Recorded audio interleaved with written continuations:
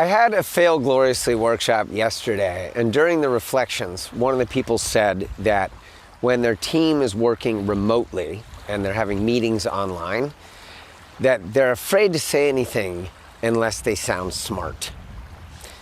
And I've heard this before. I think it's really common that people are afraid in front of their team. And if this is the case, if you feel the same, we need to have a session immediately because you don't have psychological safety.